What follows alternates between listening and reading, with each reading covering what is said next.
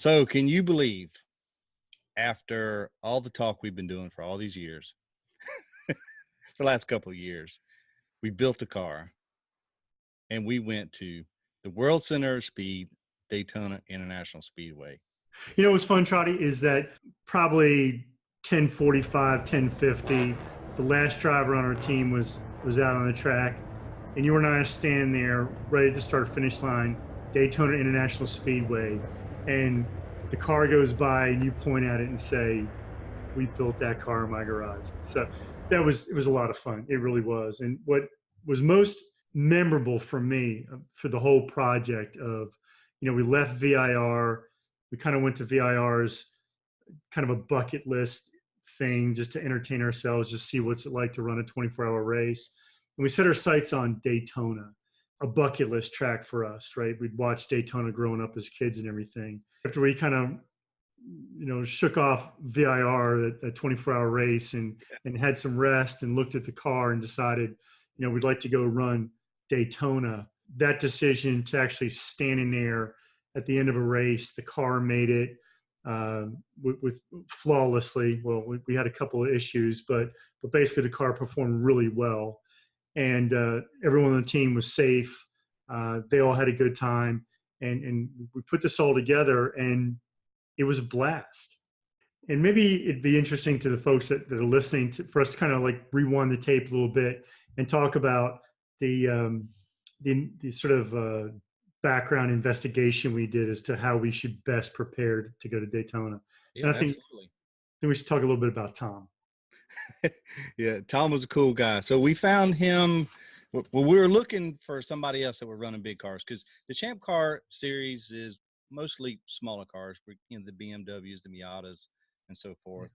There's not a lot of big cars, so we were kind of searching out, and we found an article. Do you remember? What was the paper? It was the. It was a Virginia paper. It was the South Sentinel, something like that. That's right. And it was an article, I think it was back in 2015, like August, I believe it was. And it was talking about the USS Enterprise.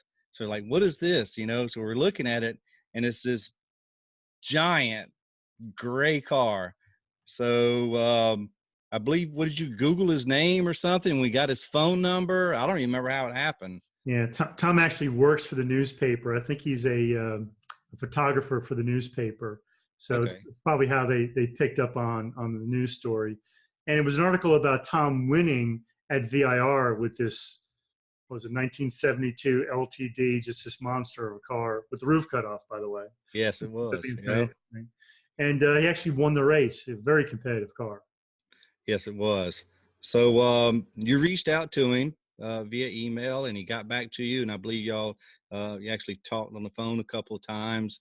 Yep. And we asked him some questions about Daytona. Let's back up just a little bit, talk about what did we do to prepare for Daytona. So when we come off of VR, we ran a automatic transmission. We knew that probably wasn't going to do well at Daytona. So the biggest change we made was we went to a 5-speed transmission. Yeah. The automatic actually didn't do too badly at VIR. And I don't know, I wouldn't really call us competitive, but we were certainly out there running faster than many cars in the field. And what we didn't count on was the transmission module going bad on us. So the transmission held up really well, but it was the part of the ECU that controls the transmission. It kind of gave it up right at 17 hours. So we thrashed the car for just about 17 hours, and the engine did fine, but the transmission decided it would stop shifting somewhere around 4 o'clock in the morning. And we needed to move to the 5-speed. That's right. And unfortunately, when it did go out on us on 16 hours and 58 minutes, I believe one of our drivers didn't get his full seat time, did he, Gene? No. And the best part was, I don't even know how I did it, but I was sleeping in the pits, which is just if you told me I was gonna be able to sleep there, I can't imagine. I sat down and fell asleep, and you woke me up and said, "It's your turn," which I must have been asleep for what, 2.5 hours or something. Yeah. It's your turn, and I'm like, "What are you talking about?" And we sent the driver around for one more lap, and during that lap, I got back in my fire suit, got my helmet on, gloved up, and everything, and ready to roll. And I think we threw a can of gas in the car, and probably 12 minutes from being completely asleep, I'm rolling down pit lane. It was kind of a strange situation. And I get down into the first turn, go through the first turn, back into gas, car won't shift, and we just bog out, and we were left there at the side of the track. So Yeah. it was my stint lasted about 4 minutes, which was I know you got cheated, man. You got cheated out of it. And yeah. what's really bad, fast forward, several months to April, we're getting ready, for Daytona. We putting all this work in, putting the 5-speed in. We painted a car. We put back glass in. We did all this stuff, and you were moving, I believe, some furniture, and you had a little mishap. And what happened? Yeah, thanks, Toddy. So You're welcome. actually I was working on the in-laws farm, and lost my balance and broke my wrist, of all things. And despite uh, I guess hopes and prayers, I was told by my physician I should not drive a manual shift car, let alone a race car, when we got to Daytona. So I was kind of sidelined for most of the race. So Yeah, you got cheated again. So that's what I do. that's I build cars for my friends to drive. that's right. So, but that's okay, because in 2020, you have been elected to go first. You will Great. not miss your stint. Yes. All right. So Thank you. another thing that we did No, no, no. for We got to get a yeah. shot at Jay while we're doing this. Oh, okay. I did have a full stint at VIR, and Jay called me in early. Oh, Remember yes. that? Yeah. Well, that was his first time being a Yeah. semi crew chief for like 15 minutes, and Yeah. It was his first time with a watch, I think is what it was. Yeah. yep. But anyway, So we still had a great time it, at VIR and Daytona. yeah, it was a blast. So we got the 5-speed in. What was interesting is when I originally bought that car, I thought about putting a 5-speed in it. I found one on, I believe it was Craigslist, a 5-speed out of a Mustang Mach 1, 2004, up in North Carolina. I went and bought the transmission. I think I paid like $400 for it. The kid I bought it from was like, yeah, man, it was, everything worked great in it. Second gear had a little funny noise to it, but everything was working fine when we took it out of the car. Well, it sat on the shop floor for what, almost 2 years. Yeah. So I'm like, What could go wrong? yeah, what could go wrong? So it was like, hey, we had the 5-speed. We just got to put it in. We contacted our good friend out in California, Chris Adams, and he hooked us up with the 5-speed swap kit for the Crown Victoria. We went through. Chris Adams at adtr.net. That's correct. And Chris, man, appreciate all the help. You've helped out a lot. So we put this thing in. We went to my buddy's shop. He has a car lift in his shop. So we had to modify the cross member for the transmission. But overall, it really wasn't that bad to do the swap. Drop the car down. We take it back to our shop because I didn't have the clutch pedal in. You remember I had to modify Yep. the brake pedal with a Mustang clutch pedal, kind of meld the two together, weld them up, put all that in there. And this took several weeks to get all this worked out with the clutch cable and all that. Go to drive around in the field, and what happens? First gear, put it in second, and nothing is there. No second gear. This was what, 4 weeks before Daytona? Yeah, and I'm standing there going, that boy just does not know how to drive. Well, we did not adjust the clutch. So I'm like, it's because we didn't adjust the clutch. Yeah. But I started off in first, tried it again, no second gear. I was like, let me try to start off in third gear. It pulled kind of hard, but it got going. Pushed the clutch in again, put it in neutral. I went from first straight to third, right into fourth, no problem. The transmission had no second gear. Yep. 4 weeks before Daytona. What are we going to do? So jump on eBay. I look locally first, can't find one. Jump on eBay. There's a guy in Texas, had like 5 of them. They were rebuilt. I think he bought a shop out or something. He had all these already crated up. And what was interesting, I didn't pull the trigger on it when I first saw it. I waited a few days.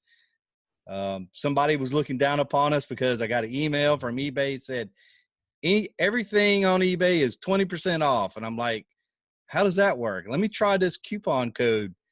Got 20% off this transmission, had it shipped in 2 weeks before Daytona. We're scrambling around. We get this 5-speed in over at my buddy's shop again, but this time we already had the clutch pedal in. So I go barreling down his road in front of his house, no problems. So we were pretty good to go after that. Meanwhile, tell the listeners what we were doing with the front of the car for aerodynamics while all this was going on. Yeah, there's actually a nice little YouTube video that we put together showing this, and the YouTube's got just tons of videos of people taking polyester cloth and making speaker enclosures. So we looked at a couple of those videos and thought we could probably make an air dam if we got some of this cloth. And then we decided to cover the entire front of the car. And we'll throw a picture up here of what it looked like. We put the cloth over there, painted it with some epoxy resin that hardened up, 2 or 3 layers of fiberglass cloth, a little bit of Bondo, smoothed it out, primer and paint. And it was very satisfying to have just about everybody who walked by the car in Daytona had a comment about how good it looked and how aerodynamically it cleaned up the front of the car. So that was good. We also it was very interesting to listen to all of the experts come by and tell us that the hole in the air dam, which we calculated to be 85 square inches, was not going to be big enough to cool the engine. And what we were explaining to people is that we've got friends that are in currently or used to be in NASCAR at fairly high levels. And they all looked at it in one of the shops where the car was painted, and everyone thought that it was plenty there, right? I think in 2019, when they ran at Daytona 500, they were at 55 square inches. That's right. Yeah, they're going 200 miles an hour, but we're well under 250 horsepower. It was much bigger than we probably needed. In fact, one crew chief told me that the largest NASCAR had run in the modern era at Daytona was 95 square inches. So we had plenty. And my favorite comment of expert comment that I got in the pits was somebody came by and said, that'll never work. And I explained to him that we had sort of this expert opinion from some crew chiefs. And the guy looks at me and says, yeah, but NASCAR doesn't run 14 hours. So rather than engage this individual in, thermodynamic law and steady state and all that kind of stuff, I just said, yeah, okay, thanks. And Friday, you went out first stint. It got to 208 degrees and never moved the rest. Never moved. Never moved. Never So moved. We were just spot on, and it was a little bit of luck, and it was talking to some people that really knew what they were talking about. Absolutely. You mentioned about having the car in the paint shop. I think I think we need to give a shout out to our very good friend, Mr. Sleeveless Bob. Yes, Bob Atton. Bob's been around racing for a long time. Hand painted a lot of cars, and NASCAR has done drag race cars and everything. And again, I'll go ahead and shamelessly plug one of the YouTube videos that we have where Bob is hand lettering an antique truck and the guy is just phenomenal. Yeah. He painted the car in his shop, pro bono for us. Just a really great guy, and he did it with some paint that was left over from an old NASCAR team that he had, and that's why we picked the color. A lot of people want to comment on the color of the car, and again, we'll show another shot of it here. It's not the Gulf livery from Nope. Porsche. You know, we've got some Porsche stuff going on in the background with Midlife Motorheads, but that's not why we did it. We did it because it was the only color that Bob had that was free in his cabinet and was acceptable. Well, back up. Yeah, let's clarify that. So Yeah. you went in there and you said, "Hey, Bob, I need some paint for this Crown Vic." Tell the story. No, I need my race car painted, is what I said. Oh, And his okay. response was, "You know, I've got paint that I'll never use." And I said, "That's why I'm here." Right. So he's like, "Whatever you want in the cabinet, but you can't have the white." I don't know what that was about, but we didn't want a white race car anyway. So That's right. I opened the cabinet up and I pull out a gallon of a brand new gallon of John Deere green. And that was not going to happen. So. And in there was a can of John Deere yellow, which was kind of strange. There was some paint in there from a Napa car, but Bob's like, "No, that's candy blue. That's just too much work. I'm not doing that." And which I don't blame him in the least. It'd be hard to make it look good. And there was a little bit of metallic black that was in there for some reason. I don't know what that was in there. And then I came across this sky blue. Right. And we decided that we would paint the car and not put clear on top of it. So it's just paint, just the base color. It's flat blue. It I really think sets it off. it looks beautiful. It kind of hides a little bit some of the wrinkles that are on the car. We won't talk about someone hitting a tire barrier VIR, but that's okay. And then at Bob's suggestion, what we did is we added some other color to it. And we decided that bright fluorescent orange band around the bottom of the car would really set it off. Yeah, and it was more. I mean, we wanted to have a good contrast in color, but we also wanted the other competitors to see us. Yes. You know. Yeah. So that's why we went with the bright. That's a great point, because we were talking about, we had never run Daytona and we weren't sure, and we know that, you know, we were expecting blue skies when we were down there, and we thought that maybe in the rearview mirror the blue car might get lost a little bit in the horizon with some drivers. So we wanted that nice fluorescent orange stripe so people would be able to see us.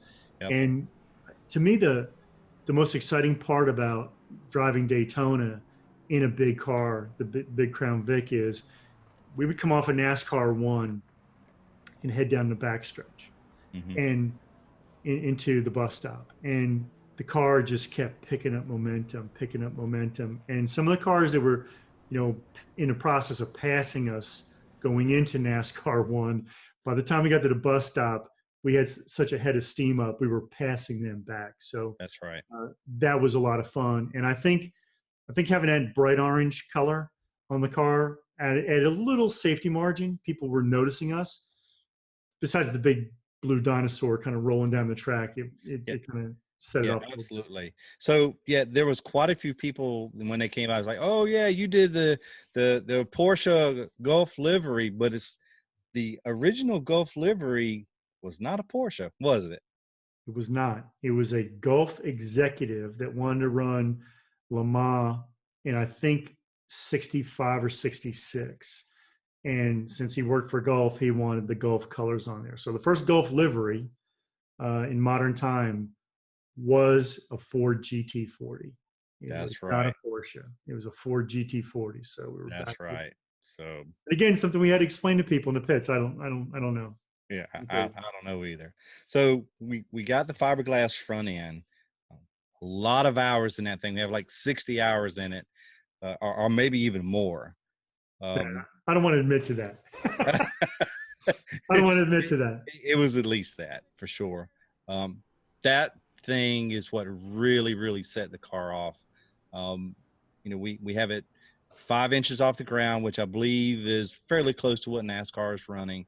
I mean, it was kind of a big guess, we're not engineers, but I mean, it's not rocket science either. I mean, we actually saw a picture, I believe it was, of Dale Earnhardt's car from the probably the mid 90s, I would guess. Had that nice smooth front, and that's kind of what we did. We looked at a picture and like, hey, yeah, we can build this. Yeah. And it worked very, very, very well. We were a little concerned that the ChampCar officials were going to frown upon it, but I think they really liked it. Yeah, I think so too. I know the CEO of ChampCar, Mike Chiswick, he really liked it. He's like, he thought that was one of the best looking cars he's ever seen. So Yeah. I'm very proud of how it turned out. So we show up, I pull the car, I'm pulling it, with a trailer. So the first car I see in the staging area was Tom's car. So I had to go see that thing. It was pretty neat. And another cool thing was when you got there was this huge group of young guys. They're all 20-something-year-olds. They're all around the car. You come walking up, and one of the guys there is like, "Hey, you're the guy on YouTube. How did that make you feel?" It was one of the drivers for this like Mazda Miata millennial team, right? Like you said, Right. young guys. And one of the guys, this one particular guy, was telling people about our car, and it was telling people about the front bumper, which Right. was in the back of the pickup truck. Right. And they didn't see it right away. And they were like talking about the car, and the guy's like, "Oh, it's supposed to have this great front end on it and everything." And I'm like, I walked up at that point. I go, "It's in the back of the truck." The guy turned around, looked at me, goes, "You're the guy from YouTube." So like, I immediately call my wife and go, "I've been recognized." You're a celebrity now. Great moment in my life. Yeah, but they're a great team, boy. What a great team that they turned out to be. And Yes, they were. They've done their homework. They had yeah, a lot of help. a lot of support. A lot of support. Yep. So, we get in there, things progress fairly quickly. The tech took a little while. We were so busy putting the front in and making everything look right, making sure, the tire pressures, meanwhile, there was 126 cars, I believe it was. Is that correct? I think it was 126 cars registered. 126 cars. So they're lining up for tech, right? So we're trying to get the car ready and all that. So we turn around, and the line goes from tech all the way around that garage. And we're like, we better get in line. So we get in line, and it took several hours, to get there. Matter of fact, they actually ended up having to come out, and they were actually taking the cars in line outside of the garage area. So we get in, we that was the day before, right? Yeah, that was Yep. Friday. That was Friday afternoon. Yep. So we kind of close up for the night, go to the hotel. But hang on, we're 2 for 2, right? We're 2 for 2 because when we went through tech line at VIR, Oh yeah, first time, no problems. no problems. Yep. This time with the fiberglass front end, with the 5-speed transmission, we put side skirts on the car. We put Lexan windows in the back back doors. We have our spoiler that we created out of a piece of Lexan. So we have all this stuff. The tech guys come over, they look it over, start the car up, kill the master switch, everything. 5 minutes later, we get our 2019 tech sticker. Yep. So a lot of hard work by a lot of people on our team. So yes, thanks. Shout out to everybody. I appreciate everybody that makes the trek to the Midlife Motorhead South shop, because I believe you're the closest one, and you're over 2 hours away. So, but yeah, we had some good support. We'd like a little bit more. Seems like you and I do most of the work, but I do understand that, our drivers are all over. Go rest Friday night, get there Saturday morning. We're a little bit excited. We drew, I believe it was number 3. I believe we're in the third pits. That's right. And they drew 13 as the car that was on the pole. That's right. Right. So for everyone listening that doesn't know about Champ, they line you up from pit out to pit in, all the way down to pit. They just line the cars up, and it's kind of a random order and you're told where to line up. We happen to be in the third pit. There's 3 cars per pit, and they pull a random number, and car 13 was on the pole. So Right. it's 13 all the way back to the end of the line, goes out first, and then car 1 goes out, and then we're supposed to roll out. So That's right. we were going to roll out 108th in line is the way That's it worked out. That's correct. So But that didn't happen. That didn't happen. well, we rolled out off of pit Yeah. road, but that's about all that happened. Yeah. I went out first, and second gear was no problem. Went around, into the infield part of the track. Caught third gear, car cuts off. Exact same thing at VIR, and I'm like, this cannot be happening. We don't have an automatic transmission module going bad because there's not one in here. What is going on? So I make it around, and I didn't realize, but the road course of Daytona actually has these little escape routes. There's several of them. So I came to a flag station, and they told me where to go. I was able to kill the car, reset the ECU, fire it up, and I actually drove all the way back to the garage in first gear. So we didn't know what to do, and it just popped in my head. Well, I put the performance tune in. It has to be something with the tuning. So I took the performance tune out, and we put the stock tune back in. And you remember, I went out to the parking lot, the infield parking lot, and I'm screaming up and down the parking lot, shifting gears to make sure it was fine. Meanwhile, the race has started. I mean, it was what, 9, 8, 9, 10 laps? When you pulled back out into pit lane, we were 9 laps down. 9 laps down. That's right. where we started. We started out of 126 cars. We started 9 laps down. Yeah. So dead last. Dead last with a bullet. Right. That's right. But the car it did fairly well. Never been on the track before. There was no practice. I watched some YouTube videos, a lot of them actually, trying to figure out the line. I just tucked in behind some folks that looked like they knew what they were doing. I learned the line fairly quick. I was nervous about the bus stop. One of our drivers, Paul Norris, he's been down there several times, and just listening to him, he kind of coached us, where to go. And I took his advice going through the bus stop. No problem with that at all. And then we turned the car over to the other drivers, and I think we ran 5 or 6 hours, I believe. Yeah. No issues. Yeah. What I really liked about the car is that you came in, I guess it was about 10 laps in of your first stint, and we did tire pressure check. Yes. Made some adjustments there, and the radiator was doing fine, even though the experts disagreed with us. Yep. And the car went back out, and I think we made one more slight air pressure adjustment, and that was it. And we ran that set of tires at those pressures for the rest of the race. Absolutely. We never touched them.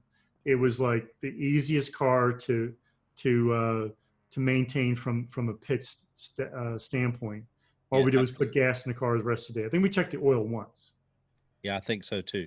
What was surprising to me, driving the car on the track, that track is so smooth. It's unlike, I haven't been on a lot of tracks, but I've been on enough, and that was incredibly smooth track. I'm not exactly sure why it was so smooth. I don't believe they've repaved it recently. Yeah, I don't know. But it was nice. It was a pleasure driving on that. I didn't really get the sense of speed, with the other cars around me, but I did get a sense of the banking. It's like standing on the side of a wall. You see little videos where they'll have a car sitting still and they just push it with a finger and it'll roll. And it's true. It's pretty steep. Yeah. So we had a little mishap. It really wasn't a major deal, but we came in, I believe, what, hour 7 or so, I believe it was. Yeah, it's a pretty major deal, actually. Oh, it wasn't that when bad. when the pit marshal starts waving at you that you can't go back out because the rear tire's smoking. I'm like, hell yeah, it's smoking because we're racing. And he's like, no, there's something wrong. So I go running out, around, look at the side of the car, and from the rear bumper to like the front door of the car is just dripping with axle grease. And Right. we'd blown a rear seal. Yep. So um, we And limped. we kind of expected that, right? Oh, we talked about it at VIR. We're like, what could go wrong at VIR? We're probably going to, um, ruin a rear axle bearing or something. But Right. we forgot about that, right? That's right. And all this prep we did, we forgot about that. Mainly because I think inside we're both afraid of working on a rear end, right? Because I had never pulled one apart before, and I've you never done. Never. So we get the car back in the garage, and it's up on jack stands, and people are just like looking at each other. And I text a friend of mine, Fonzie, Yeah. from Happy Days Customs in Denver, North Carolina, and Fonzie's like, "Oh, pull the wheel off, pull the caliper off, take the rear cover off, pull the C clip out, pull the axle out. You're done." And I'm thinking he's giving me directions. That's how easy it is, Gene. You're done. And when he was, as we're doing this, I'm thinking, wait a minute, there's more to this text. So I get back to him and go, what do you mean we're done? He goes, no, your day's done. And I'm thinking, why are we taking the car apart if we're going to put it back on the trailer? So anyway, we're going back and forth with Fonzie, and we did get the car apart. And I sent him a picture of where the bearing rode on the axle. And he said, yeah, what I mean is your day is done. Right. And then he calls me back. He goes, well, wait a minute. There's this thing called an axle bearing repair kit. And meanwhile, two of our enterprising teammates go to the parts store. Yeah, Pep Boy's like a half a mile away from the track. Well, they went up at Advance, I think. Advance. Yeah, there was Pep Boy Advance. Yep. Yeah, and they're at the counter waiting for us to tell them what to get because they're thinking it's going to be a seal and we're going to be done. Right. But we figure out that there's this bearing axle repair kit thing, and they have one. So they bring it back, and we prep the axle with a little bit of sandpaper and a file, and we slide the kit on there, and it's like a self-contained bearing with a seal in it. Right. Pop it back together, kind of clean out whatever debris was in there that we figured we could find with a paper towel, reseal it, and with 2.5 hours in between, hey, the pit marshal saying you got a problem, 2.5 hours later, the car is back on the track, running about 150 miles an hour. Yep. Like nothing happened. Nothing happened. Yep. And I drove that stint. Remember, it was my turn to go. Here's Trotty coming right now. Take this turn again from a different view. And yeah, I didn't give it a second thought, man. I just like, hey, it's working, no problem. So and let it roll. We let it roll after that, and not another issue. I mean, like we talked about this is what's going to bite us. Yeah. And well, even one of our drivers, Paul Norris, I mean, he's been to Daytona several times. He had I believe it was like a 99 Mustang or whatever it was. And he told us that it was going to happen because it happened to him in his Mustang, and we just blew it off, But now we've got experience pulling that rear end apart, right? Oh, absolutely. I mean, when you were texting back and forth with Fonzie, I'm listening at you reading the text. I look up under the car, I see the cover. I'm like, it's only like 10 volts. Yeah, it's got to come off. So I just dive under. And, everybody else is just kind of standing around, kind of disappointed. I think there was a good bit of disappointment among all the faces, of our team. Yeah. So I just dive under there and I start taking it apart. All this oil come out. It's like 400-degree oil. It's pouring out, and I see all this cluster of gears. I'm like, oh my gosh.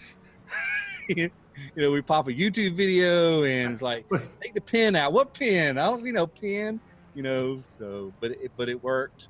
And, I remember you looking at me going, there's a lot of shit inside of that. no doubt, no doubt. I've seen pictures of them before, but I've never did it hands on. So, Yeah. But to do that whole swap and put the new bearing in, remember we got a piece of a 2x6 and a sledgehammer. I mean, we just did it. We did it Days of Thunder style, like in a just a barn, and we just put it together, and it just worked very well. Yeah. We had a lot of luck on our side for that, I believe. But my pet peeve is working on a race car at the track. I absolutely hate it. And these guys that show up and they're not prepared, and I've seen people roll the car off the trailer and start putting brake pads on. Like, what are you doing? Why are you doing this at the track? And there we are on jack stands in the middle of a race. I'm going, I absolutely hate what's going on, but we dove into it. We got it done. I remember Paul looking at me going, well, we can clean up these brake pads. I'm like, Paul, we've got an extra set, right? Because we're prepared. And he went around the other side of the car and was changing brake pads. Right. No one said, Paul, you should do this, or Paul, can you help us out? He just jumped in because he knew before the car left the garage, those pads had to be changed, and he went and did it. It was just like clockwork. So yep. that was phenomenal. And big shout out to probably the best person we had at the track, except for Mary. Mary's Paul's wife who fed. That's right. That's right. Was Roger. Yes. Roger was like our secret weapon, because he was Johnny on the spot, most helpful guy in the world, the guy that volunteered to go to the parts store, and he was just always thinking ahead. And absolutely. We could not have done as well as we did had he not been there. No, absolutely not. I mean, he went and got the fuel for us. But yeah, he was right there. I'm laying under the car. I need a 13 millimeter socket. And before I can hardly even get the words out of my mouth, he puts it in my hand. Yeah. So he was a tremendous help. So really appreciate that. So it was a great experience at Daytona. We have some work to do, for the summer and the fall, getting ready for next spring. Daytona 2019 was a lot of fun. We're going to make some significant changes before we go back. Engine upgrade. We got to figure out our transmission issue. We got to put new axles in the car. Other than that, we're kind of plug and play. The car, not a scratch on the car, not a scratch on the front. So just kind of washing the car, cleaning it up. New tires, rotors, pads, and we're ready to roll. So it's a good package for those reasons. Yeah, absolutely. One quick thing though, we are going to do a little kind of side action in September with a great group that we met, the USMC Racing, the Marines. They actually have an older Crown Vic that they run. So they run the Lemons series. They are moving to ChampCar for next year, but they are going to finish the Lemon series. I'm pretty sure our car will qualify that. So we may join them. We're not exactly sure yet. We'll find out if they listen to our podcast, because we're not going to tell them that we're coming. That's right. I think in 2018, Greg Biffle showed up with a Crown Victoria. Where? At CMP. I did not know that. Yes. So we'll call him out. Absolutely. He can bring his. I don't think he's got a ride right now. If he wants to show up with his Crown Victoria, we'll take him on with the Gulf livery. Absolutely. Come on out, Greg. Let's see what you got. Yes. Yeah. That was a silver car that was in the video that passed. Oh, okay. Yeah, I saw that. That passed Brian. I didn't realize that was okay. See, I saw you put something on Facebook about Greg Biffle. I didn't put it together. Yes. That's why he was like passing 25 cars in turn one. Right, who's roll. Yeah, and I guess we'll also put a shout out to Randy Probst. If he wants to drive a Crown Victoria at CMP, Randy, come on up. The car's getting pretty well sorted out. Come hang with us. Yes, sir. Okay. Well, Charlie, it's been a long time since we did a podcast. This is a long time coming, and I hope people enjoyed seeing a little bit about the Crown Vic at Daytona, hearing a little bit about Tom Salemi. He inspired us to really put our car together and go on down there. Yep. And we'll be back because we had such a great time, and there's a little bit left in the car, and we want to use that up sometime next year. That's right. I want to give a big shout out to all our team members, Paul Norris, his daughter Corey. We have Ben Lindsay. He was an F-16 pilot, friend of mine, a neighbor. His good friend David Williams. He's in the Marines, and of course, you and I. So, and Jay. One of the most special ones we have is Jay. He was a bit nervous at Daytona, but man, he did really good. I'm very proud of Jay. He a couple of track events, and he's coming together. So he did good. He was excited about it, man. Yes. Just to see the smile on his face, it's incredible. So he had a good time. Yep. All right, Charlie. All right. Well, thank you very much. Thank you for listening. Hey, listen, go check out our YouTube video. We're on Facebook and Instagram, Midlife Motorheads.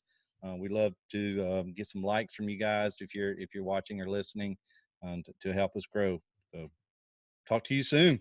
Take care, everybody.